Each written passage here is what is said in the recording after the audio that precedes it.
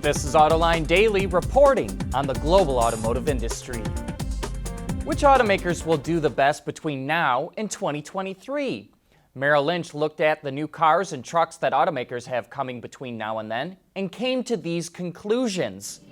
70% of the new vehicles coming out will be trucks, and 45% of them will be CUVs. Only 24% will be passenger cars. GM is below the industry replacement rate, but it has new full-size SUVs and heavy-duty pickups coming that will raise profits. Ford has the highest replacement rate, and 96% of its new lineup will be trucks and CUVs. FCA's replacement rate is below the industry average. Amongst the Japanese, Honda has the highest replacement rate, Toyota is strong, but Nissan is sputtering. Hyundai and Kia are above the industry replacement rate, but are a bit heavy on passenger cars. European automakers are below the industry replacement rate, but Daimler is higher than the rest, while BMW and VW are at the bottom of the list.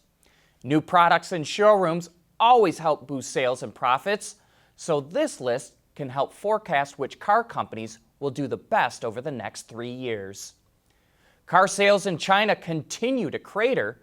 Automakers sold 1.54 million light vehicles in the country in April, which is a 16.5% drop compared to a year ago. And it's the 11th month in a row sales have dropped in China. And they're not expected to rebound anytime soon due to a slowing economy and concerns over trade tensions with the U.S. Autonomous vehicles from Ford are a few years down the road, but it's using the technology to its advantage at its body and stamping plant in Valencia, Spain. Ford engineers have created a self-driving robot to deliver parts to employees around the facility. Nicknamed Survival, it's been programmed to know the plant layout, and it uses LiDAR to navigate the entire facility without any external guides. It can even change its route on its own if someone or something is in its way. The robot doesn't replace any employees, but it can save up to 40 employee hours every day by delivering parts, which is a time-consuming process for humans. Ford has been testing the robot for nearly a year and hopes to expand it to other plants in the future.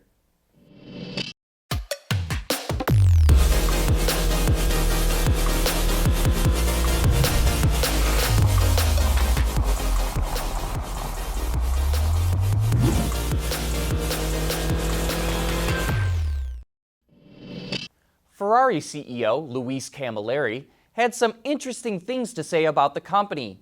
He said it's going to reveal a top-of-the-line hybrid with supercar performance before the end of the month. He says the car will slot above the 812 Superfast, but won't be a direct replacement for the 488. Camilleri also said Ferrari will stop supplying engines to Maserati in 2021 or 2022. It's done that since 2002.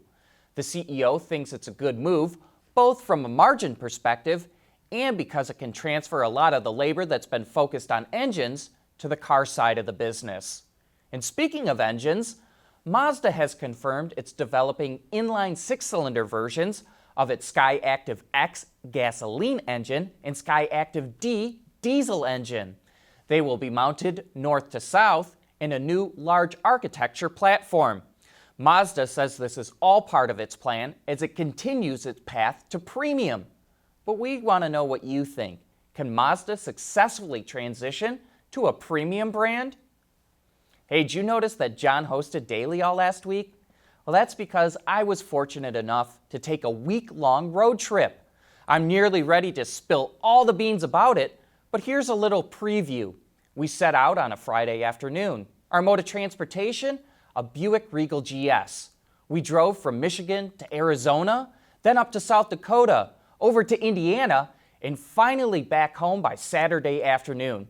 In total, we logged 5,300 miles, and we even had a little time to cram in a few automotive stops along the way. Poorly painted Cadillacs with still dripping paint in Texas, deceitfully sized classics just outside of Phoenix, and true works of art from Indiana.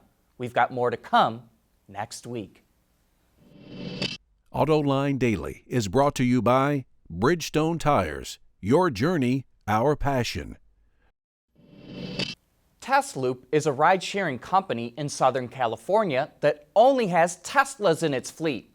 It's kind of like Uber, but for much longer distances. On Autoline this week, we're joined by Rahul Sanad, the CEO and co-founder of Tesloop.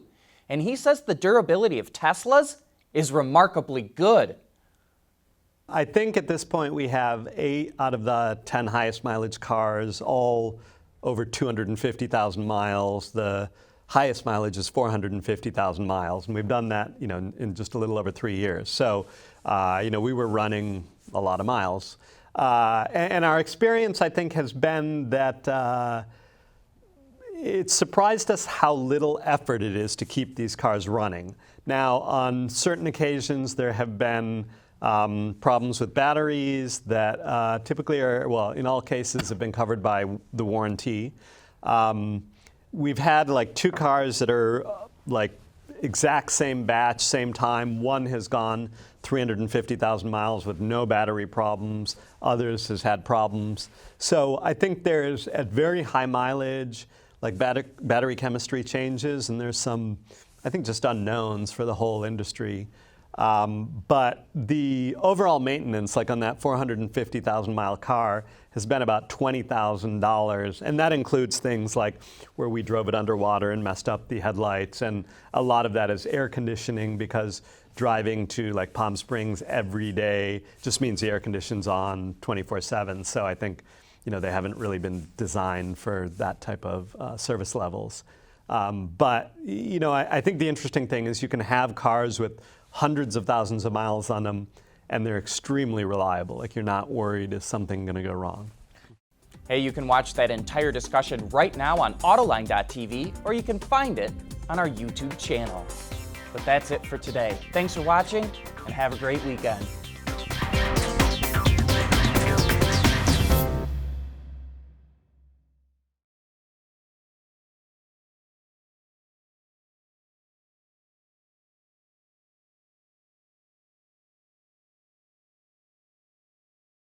Wards is the industry leader for news, data, and analysis. That's why companies across the globe subscribe to our premium service, maybe even your own. Log in for subscriber access now. Check your company's intranet for details, and rely on wardsauto.com to keep you informed.